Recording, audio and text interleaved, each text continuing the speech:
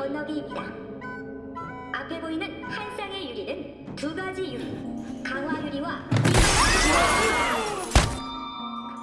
Halo semua, sebelum nonton jangan lupa klik subscribe dan lonceng ya. Terima kasih. Halo semua, kali ini dengan aku Rizky Adidharma.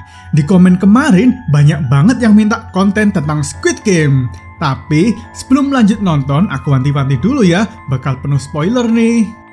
Jadi, bagi sobat yang belum tahu, Squid Game adalah series di Netflix di mana 456 orang dengan hutang yang menumpuk dikumpulkan untuk bermain permainan-permainan tradisional di Korea. Mereka yang menang akan mendapat uang senilai 550 miliar.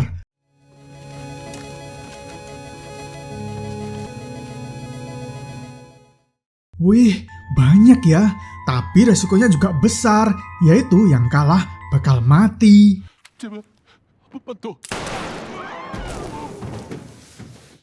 Jadi, orang-orang itu akhirnya ikut dengan sukarela karena sudah kapok terlilit hutang dan ditagih-tagih terus. 아유 자식 기특하네. 그래서 얼마 있는데? Nah, kali ini kita bahas yuk, jika di Indonesia ada Squid Game, permainan apa yang cocok dipakai? Bakal lebih seru nggak ya? Langsung aja, yang pertama adalah Red Light Green Light diganti peta umpet. Dalam permainan Red Light Green Light ini, ada robot anak kecil raksasa yang menghadap pohon membelakangi para pemain. Para pemain itu harus menyusuri lapangan sampai garis finish yang ditentukan. Nah, robot tadi akan bernyanyi dan sewaktu-waktu menoleh ke belakang melihat para pemain. Ketika momen tersebut, para pemain harus berdiri mematung dan tidak bergerak. Kalau bermain bergerak, maka dia akan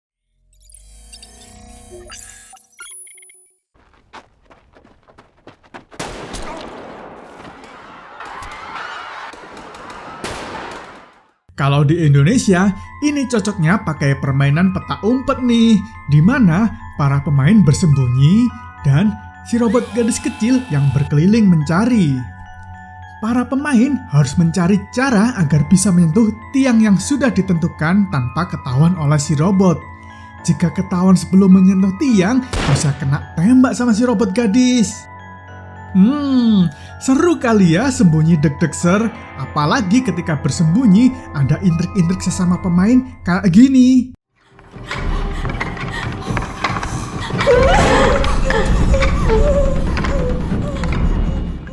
Nah, beralih ke permainan selanjutnya ada Sugar Honeycomb diganti makan kerupuk. Permainan Sugar Honeycomb atau yang disebut juga permen dalgona ini adalah tantangan untuk mematahkan sisi-sisi permen membentuk pola yang sudah dicetak di tengahnya. Di filmnya sendiri ada 4 pola, yang termudah adalah pola segitiga dan yang paling sulit yaitu pola payung. Awalnya, pemain disuruh berbaris nih di depan pintu pola yang mereka pilih. Itu sebelum mengetahui permainannya loh. Dan ketika tahu yang pilih payung pasti menyesal setengah mati. 선택하신 모양은 여러분이 뽑아야 할 모양입니다. Nah, kalau di Indonesia cocok kali ya diganti permainan makan kerupuk. Jadi, kerupuknya akan digambar pola menggunakan kecap manis seperti ini.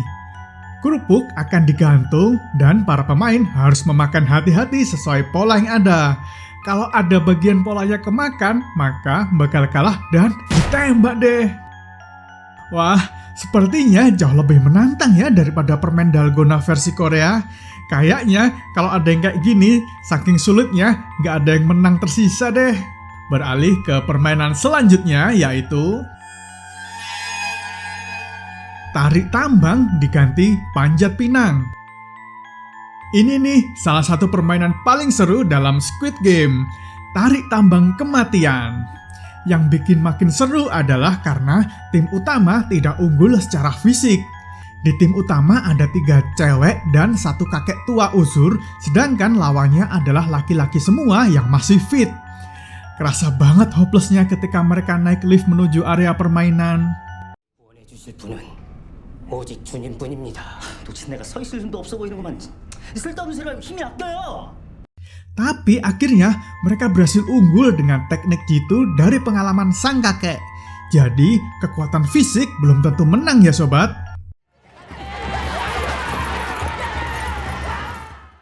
Walau di Indonesia sendiri juga ada permainan tarik tambang, tapi ini adalah permainan umum di berbagai negara. Maka, jika diganti dengan yang lebih otentik di Indonesia, yang paling cocok adalah panjat pinang. Di versi permainan panjat pinang maut ini, para pemain dalam satu kelompok disambungkan dengan rantai dan harus memanjat sampai atas. Seperti biasa, di tiangnya dilumuri minyak agar lebih licin dan menantang. Di atas sendiri tidak ada hadiah ya sob, hanya ada tombol khusus di mana yang berhasil menekannya, maka di tiang tim lawan akan keluar api yang dengan cepat membakar semua pemainnya karena mereka sudah berlumuran minyak. Ya ampun, aku kok bisa ya bikin yang sadis-sadis gitu? Padahal permainan asli panjat pinang kan menghibur banget.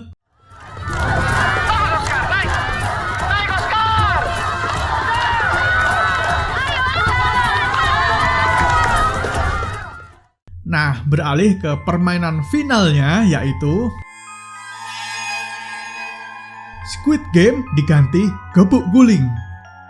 Di permainan final dalam seriesnya, di mana tersisa 2 orang, ada permainan Squid Game yang sebenarnya mirip dengan permainan gobak sodor di Indonesia. Menurutku, permainan final ini kurang pas karena sebenarnya lebih seru kalau dilakukan beramai-ramai seperti ditampilkan di awal film ketika mereka masih anak-anak. Jadi nih, untuk permainan final ini, karena cuma tersisa 2 orang, di Indonesia paling pas jika pakai permainan gebuk guling. Permainan gebuk guling ini biasa dimainkan ketika event 17 Agustus, di mana 2 orang berhadapan duduk menyeimbangkan diri di semacam tiang bambu memegang guling di atas sebuah sungai atau parit besar. Nanti, ketika permainan dimulai, mereka akan berusaha menjatuhkan lawan di hadapannya dengan memukul menggunakan guling. Yang kalah dan kehilangan keseimbangan akan jatuh ke sungai di bawahnya.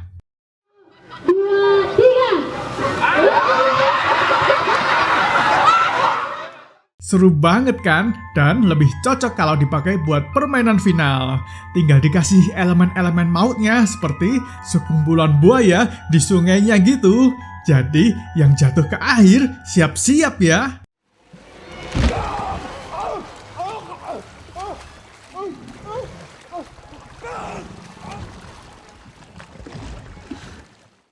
Nah, gimana nih menurut sobat-sobat semua? Apakah permainan-permainan tersebut cocok kalau ada Squid Game di Indonesia? Atau sobat punya ide dan alternatif permainan lain? Tulis di komen ya. Sampai jumpa di video selanjutnya.